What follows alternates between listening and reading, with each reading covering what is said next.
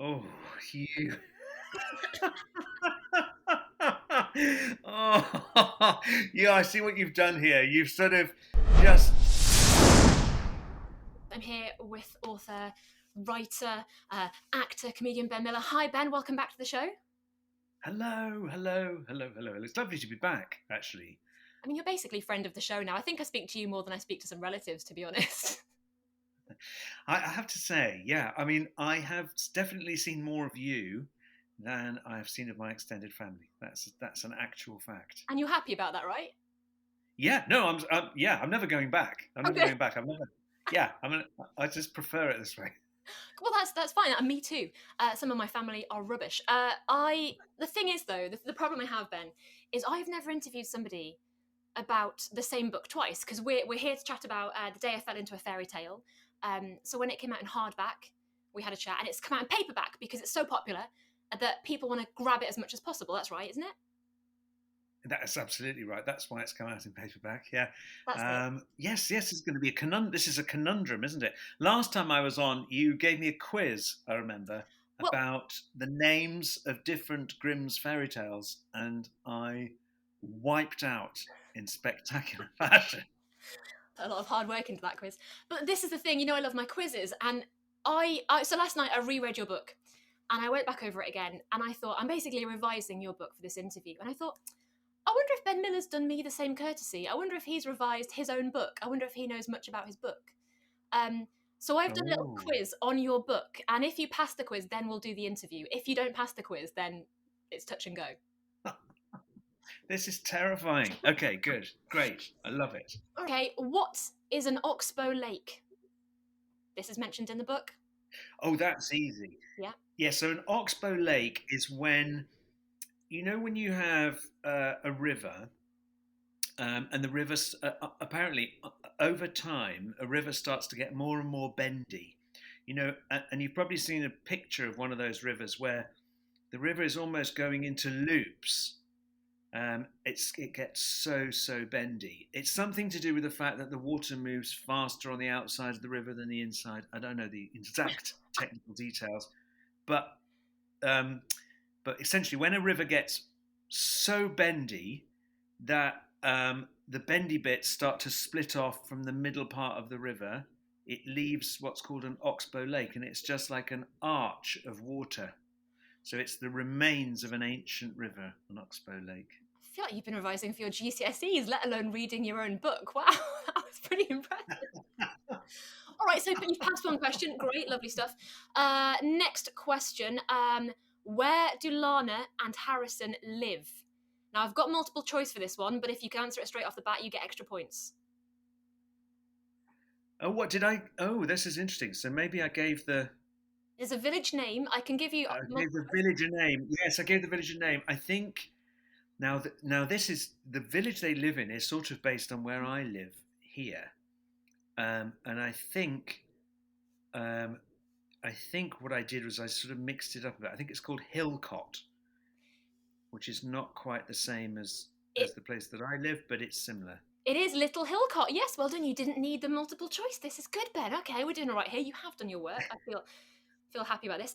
If I wanted to land in the Rapunzel, can Rapunzel let down your hair bit of the fairy tale, what would I need to do in the supermarket?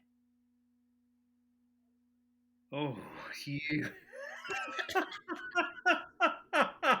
Oh, yeah, I see what you've done here. You've sort of it's like a sort of cynical jab, jab, left, jab, jab, left hook, isn't it, basically? Yeah.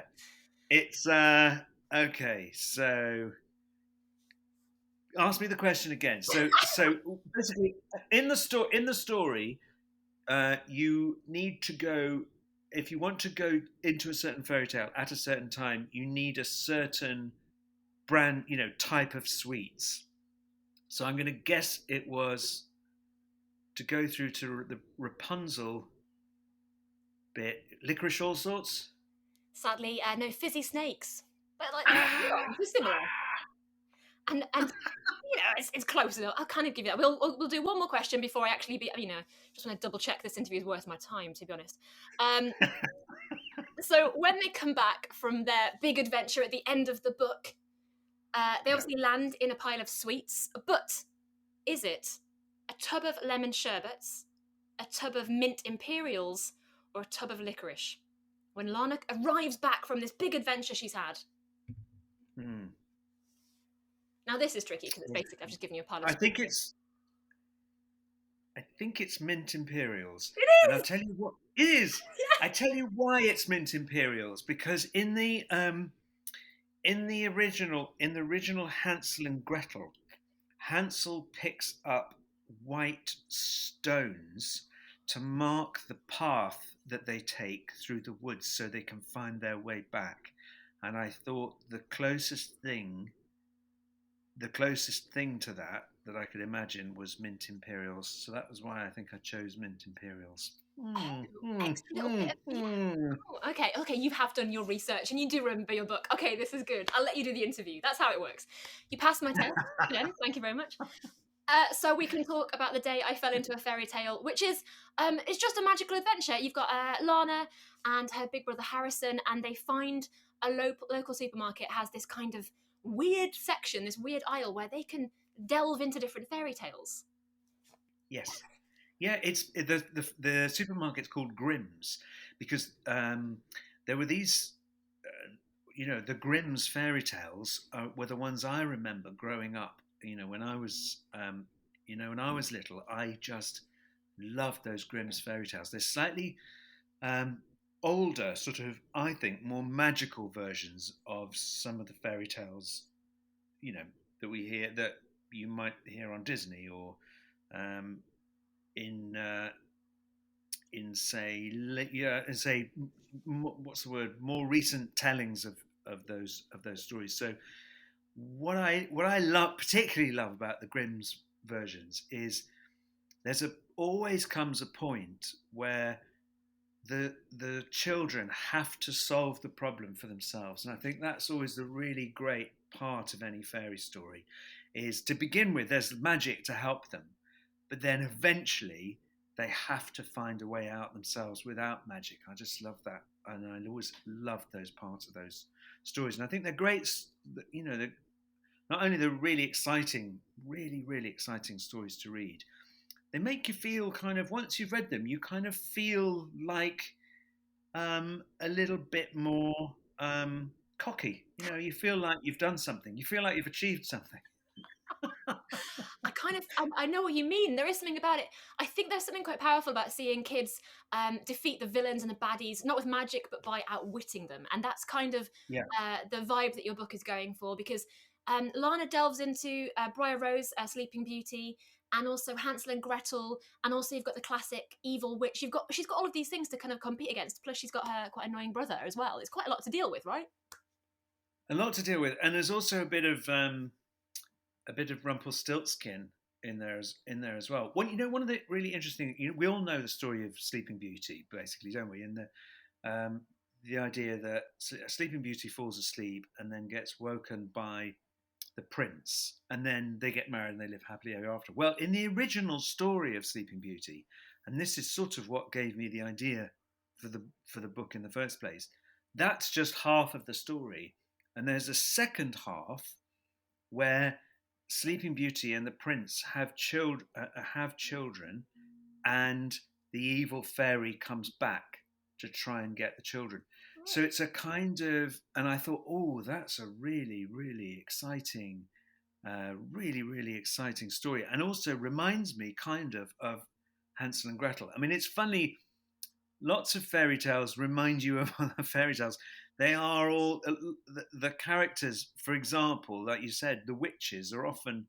It feels like it's the same witch in all these different fairy tales, from Rapunzel to Sleeping Beauty, and you know, and everything else. The other thing I really found so interesting as well was learning about witches and their familiars.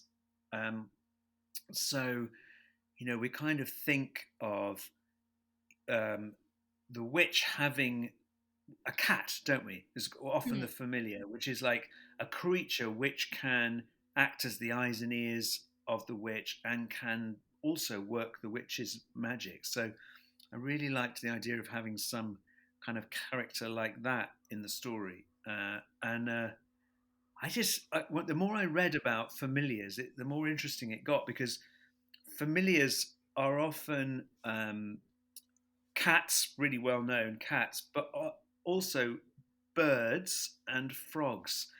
And I thought, oh, that's great. And I thought, oh, wouldn't it be great if the witch had a familiar that was a bird that could then fly around and listen to different people's conversations and then report back to the witch? So yeah, it was a kind of. I learned a lot about fairy tales writing this story, and I'm glad I've managed to remember a tiny little bit.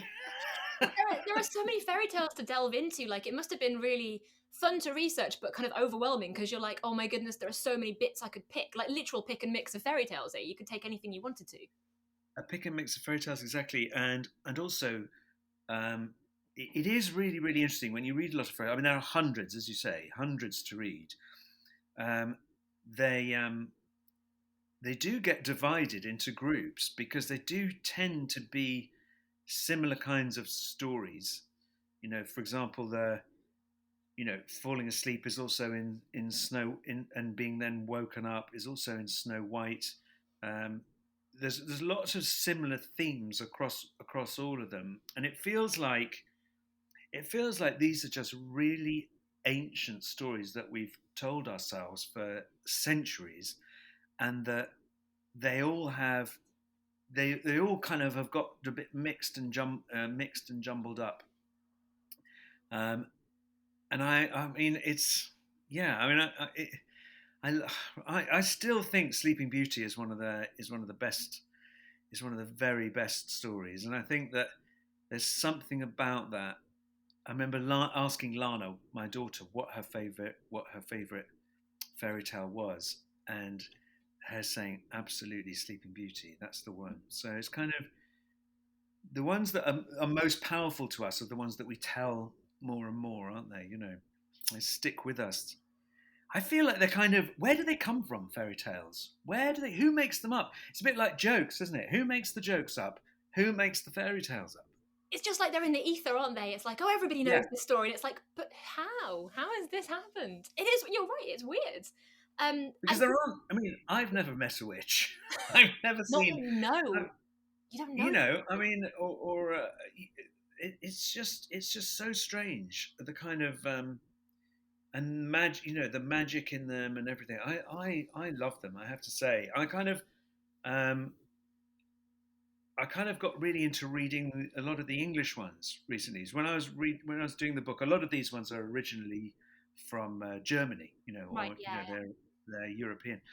But it's funny we have a lot of other fairy tales that came down with the Vikings from Oh, that makes from sense. Yeah. Norway and everything else. And those are even weirder. I'm thinking now that I should do a story based on one of those because there's some really really weird I actually stories. I have a friend who's a storyteller and he does stand up, and he's called the Story Beast, and he's from Jersey, so he originally did like Beowulf and stuff like that. And the more Yeah. he's got into fairy tales, the more he's like, these are really weird and creepy. What's happening? It's very funny. But we should say, I mean, obviously the book has done really really well, and fairy tales. You've tapped into something people love. You must have been delighted with how successful the book has been to come out in paperback. I can't believe it. Really, it's way beyond anything that that I was hoping for. I mean, obviously, you hope people will find the book and read the book, but when it sort of takes off like it has done, it's really, really exciting. And I think, especially in lockdown, because there's not been many places to buy books. It's been a strange old time. I mean, our bookshops were open, weren't they? Just but they closed in time for Christmas, which Yeah, was helpful. perfect. Um, and never to open since. So it's amazing for this to happen at a time when it's been hard to get hold of books, but also when books have been so important. Because I don't know about how it's worked for you or the people listening, but I remember in the first lockdown, I was all into sort of self improvement. I was doing my Joe Wicks exercises, really doing everything, and I had lots of kind of little projects that I was going to do. I also watched a lot of telly. Yeah, I yeah, mean, a obviously. lot of telly. First lockdown. a lot of telly. Second lockdown, had watched all the telly. There wasn't anything else to watch, and read and ended up reading lots and lots of books. And I wonder if that's something to do with this as well. I think in this second lockdown, we've all rediscovered reading, and there is nothing better as well than reading out loud and or being read to. You know, maybe a parent reading to you, or you reading, as my daughter does, insists on reading me a bedtime story every night. Great Um, sense. Wow. yeah, Like you that. know, it's a great. It's been a great way to. It's been a great way to entertain ourselves and to also to bond a bit, hasn't it? During these weird times. Well, I will let you go because I'm sure you've got a super busy day. But I know that everybody should grab a copy of the book right now because bookshops are slowly going to reopen. But you can still get Yes, it online. Independent bookshops, I know, are doing a lot of hard work as well to try and get the word out there. So there's lots of places to grab your book, right? yes, there are, and I should just mention there's some beautiful illustrations in my book as well. I think that's another reason that it's been so popular. Is this fantastic Italian artist Daniela Terrazzini draws these incredibly lifelike and ever so slightly creepy Yeah, drawings, yeah. and you look at the drawing and you think, what's scary about that? I'm not sure. It all looks pretty normal, but there's definitely something slightly unsettling about it. And you have to see these drawings. You have to see these drawings to. You have to see them to kind of appreciate them. But they really do. They really do make the book into a world. You know. Um, anyway, I should mention her, Daniela Terrazzini. Yeah, yeah. They definitely have a fairy tale vibe, don't they? Those pictures. They do. I love her illustrations. I mean, I kind of the thing that's very popular at the moment in books is these kind of scratchy, sort of cartoony illustrations, and I kind of felt I wanted to find an artist who would do the opposite of that, who would make something that looked so real you felt you could just step into it and Yeah. be in that world. And Daniela's managed to do that and add the extra spice of creepiness, which is just all to the better, isn't it? It absolutely perfect. What a way to end the interview with an extra spice of creepiness. Um, I think that is all we've got time for. But Ben, thank you so much for chatting to us about your book. Thanks, Bex. Lovely to see you as always.